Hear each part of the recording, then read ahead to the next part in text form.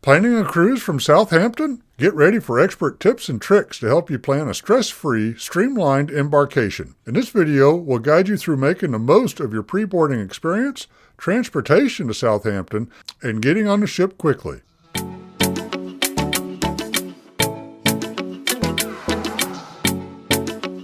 Hi y'all, I'm Jeff. And I'm Becky. And together we're cruising good time. Southampton is the busiest cruise port in the United Kingdom.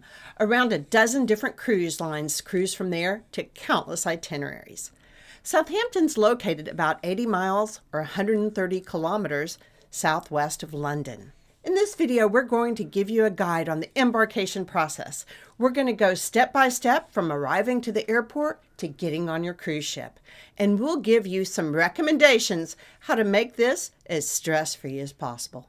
So the first part is going to be getting down to Southampton, and to get to Southampton, more than likely you're going to have to get to London, and London is served by two different airports, both Heathrow and Gatwick. Both are very large airports with a lot of flights. You could be coming into either one of those, and we'll tell you later on how to get from both those airports into Southampton.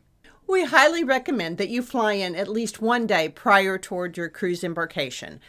And there's several reasons for that. One is things can happen with your airline, things get delayed. And the other is that the airport is not located very close to Southampton. So if you arrive at Heathrow or Gatwick, it's at least a 2-hour drive to Southampton, or you can go via train, where it's going to be, say, 2.5 hours or a longer train rides, and you will have at least 2 train transfers from either airport to get you to Southampton. We also recommend that you fly in, as this gives you an opportunity to stay in London, one of the most fascinating cities in the world. I absolutely love London. It's one of my favorite cities to go to. There's so much to do, so much to see, and knowing the mother tongue actually kind of helps out too. If you stay in London, you could just stay close to the Waterloo Station, because Waterloo Station does have the direct train into Southampton. However, there's so much to see in London. We prefer to stay elsewhere. Sometimes we stay over by the West End. Sometimes we stay over there closer to the Tower.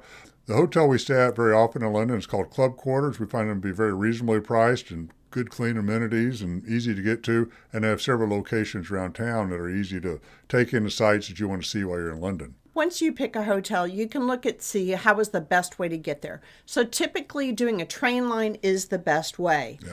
If I fly into Heathrow, I really like taking the Express. And one of the reasons I like taking it is it's a direct shot, it's a fast train, and there are no stairs. So I can just get my bags onto the train and then getting them off the train at Paddington Station. And from there, you can either take a taxi or another train to wherever you're going. Another option is the Elizabeth line.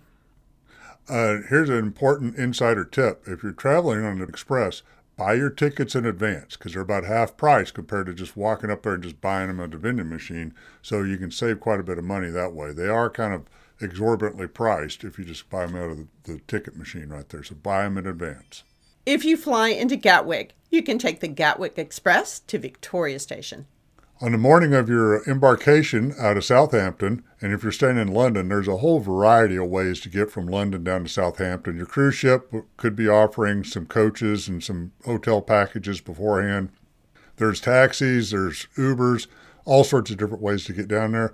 We found the easiest way to get there is just to take the train.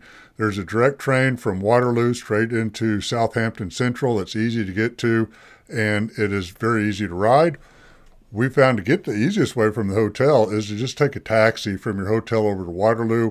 The taxi brings you right in on the main level of Waterloo, so you don't have to mess with any stairs or anything like that. And by the way, it's a little faster than the tube, we discovered, because our daughter and her friend took the tube and left before us, and we beat them to Waterloo Station.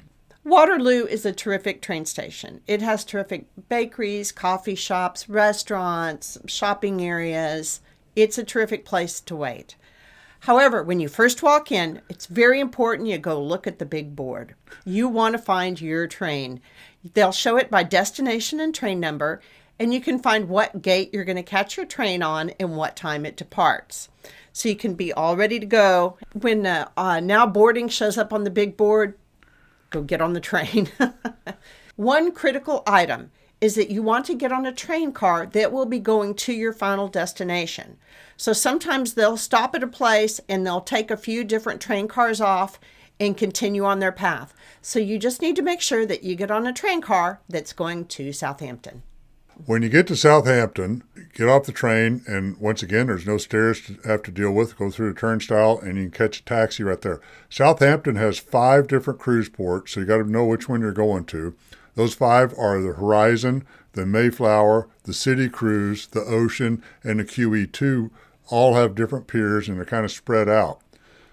Some people say they're walking distance. I think if you're going there with cruise luggage and all that, none of them are probably walking distance. We took a taxi. We were out of the Ocean Pier.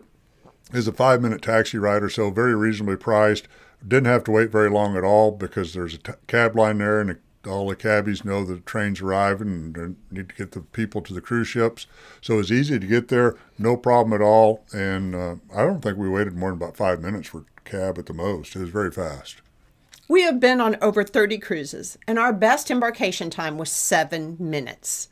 So as promised at the beginning of this video, we're going to give you tips and tricks on how to get on the ship as quickly as possible. And many of these tips need to happen prior to arriving at the cruise port.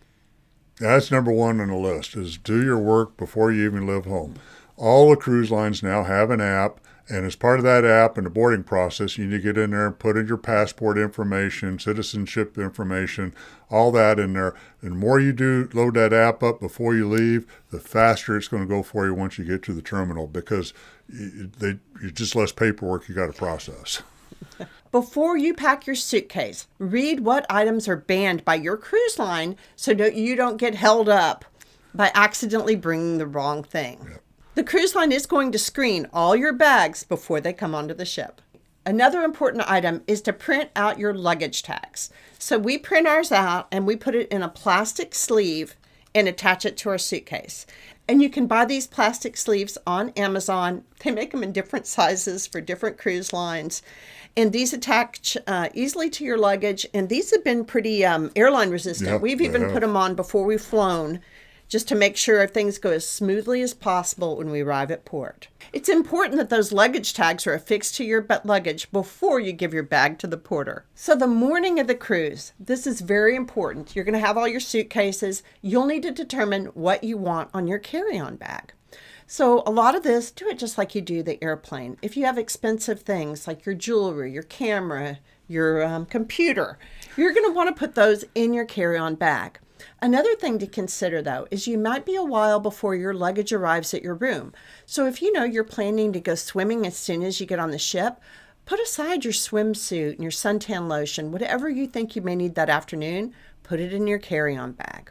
Another item to consider is that many different cruise lines will let you bring a 750 milliliter bottle of wine onto the cruise with you. However, you do not want that in your checked bags. If they're in their checked bags, they're probably going to be confiscated. So you need to have those in carry-on bags. The most important thing to have in your carry-on bag is your passport. You want to make sure it's easily accessible. You will not get on the ship without it. So when you arrive at the Southampton terminal, you'll be giving your bags to the cruise porter, but a little bit different here in Southampton compared to every other cruise port I've been at in the world, where there's just one location for the porters. Here they have several locations based on what deck you're at. Just look for which deck you're on, hand it to the appropriate porter, and it'll get it up to your room pretty quickly. So after you drop off your bags, you're going to be routed through the security process, and it'll be very similar to what you do when you get on an airplane. And from there, you'll move into the check-in process. And for the check-in process, it's going to differ from cruise line to cruise line, but typically there will be a line for those who've done their early boarding materials, and that line is going to be moving very quickly. And there will be a line for those who have not completed their information in the app. That line will not move so quickly. And from here, you're stepping onto the ship and your cruise adventure begins. Time for the sail away party. We have done many videos on cruising, so please check out our playlists. We hope you've enjoyed this video and found it useful. If you liked the video, please give us a like and subscribe, and be sure to turn on your notifications. It really helps us out. Until next time, have a cruising good time.